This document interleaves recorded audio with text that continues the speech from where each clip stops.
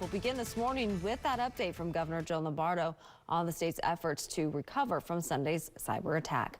The governor making his first appearance since it was announced. In a press conference yesterday, he immediately addressed criticism that he's been absent after he did not attend a press conference Wednesday. He says he was traveling to Elko, Eureka, and Ely for pre-planned events. This press conference is not intended to address my absence. I'm here taking care of business and it never slate from my responsibility as your governor. Lombardo says despite his travel, he was getting updates on recovery from directors and experts. He says their top priorities are identifying what needs to be restored first.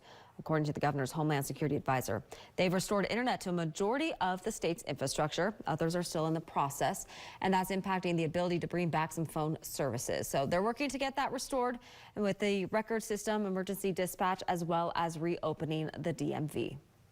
While this incident has posed challenges, I want Nevadans to know one thing clearly. Our government and our partners acted quickly and effectively to secure the critical services our communities rely on. Lombardo says that law enforcement agencies now have access to National Crime Information Center and the National Criminal Background System, as well as the state payroll that's been distributed normally. He says they are still working to determine what data was taken. While claiming transparency was key, the governor also criticized the media for paying too much focus on trying to get answers on who might be behind the attack. Over the last several days, too much of the coverage has been focused on the attackers. I assure you the investigation is ongoing and progressing. It's frustrating, I understand, but a lot of that information is confidential, it's moving quickly, and we don't have all the answers associated with that. I know it's important for the public to be aware, but we can't compromise the investigation as a result for a zest for information.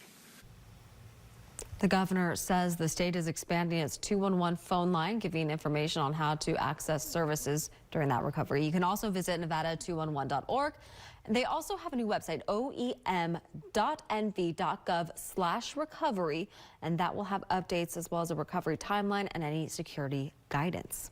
Meanwhile, some Nevada law enforcement agencies are speaking out about how the cyber attack is impacting their ability to operate.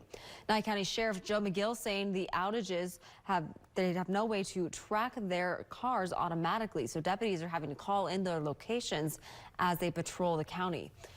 Sheriff McGill saying there have been other outages in the past, but all his years in law enforcement, one has never been down this long.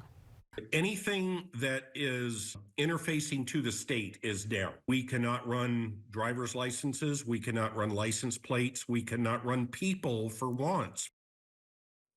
The sheriff saying phone calls to 911 are going through, but dispatchers have to take notes by hand and keep track of where units are on their own.